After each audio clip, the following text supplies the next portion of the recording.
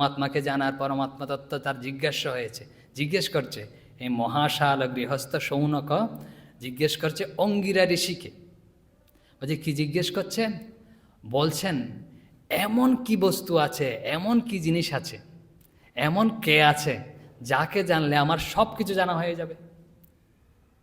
শৌনক, মহাশাল শৌনক জিজ্ঞেস করছেন অঙ্গিরা ঋষিকে যে এমন কি বস্তু আছে যে যা জানলে সব কিছু জানা হয়ে যাবে। আমরা কত একদম কম বয়স থেকে লেখাপড়া করে আসছি, জানার আর শেষ আছে। এখন এখানে জিজ্ঞেস করছে আমাকে একটা বলুন যে এমন কি আছে যা জানলে সব জানা হয়ে যাবে। যে কস্মুন্ন ভগব বিজ্ঞাতে সর্বমিদং বিজ্ঞাতং ভবতি। যে হে ভগবান, যে কাকে জানলে, কি জানলে সব কিছু জানা হয়ে যাবে। এরকম আরেকটা শ্রীরামকৃষ্ণের উপমা এখানে ব্যবহার করি। শ্রীরামকৃষ্ণ বলছেন যে একজন রাজার কাছে না একজন এসছে, তো রাজা জিজ্ঞেস করছে আমাকে এক কথায় জ্ঞান দিতে হবে, এত আমি বুঝবো না, এত বুঝার দরকার নাই আমার, আমাকে এক কথায় জ্ঞান দিন। তো তখন রাজার কাছে উনি বললেন আমি একটু আসছি, এসে না এরম করছি, কীরকম এরম করে এরম করছি, মানে একবার দুটো দেখাচ্ছে আঙ্গুল, তারপরে একটা দেখাচ্ছে, একটু পরে পরে এরকম দুটো দেখাচ্ছে, তারপর একটা দেখাচ্ছে, এরকম এরকম করছে। তখন রাজা বুঝতে পেরেছে।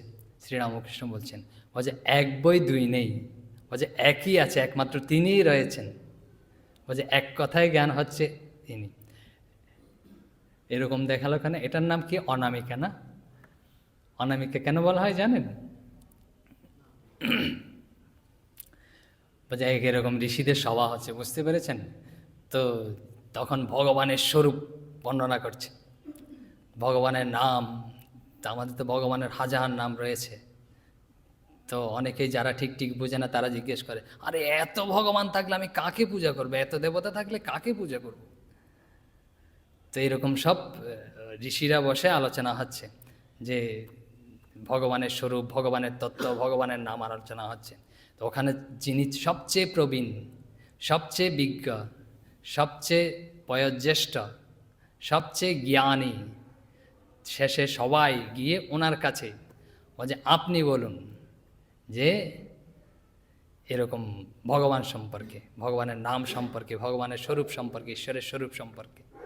তখন তিনি কি দেখিয়েছে জানেন? এরকম দেখিয়েছে।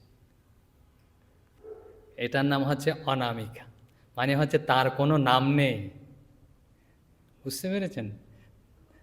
এই জন্য এটা দেখিয়েছে বলেই তখন এটার নাম অনামিকা হয়ে গেছে। এরকম রয়েছে।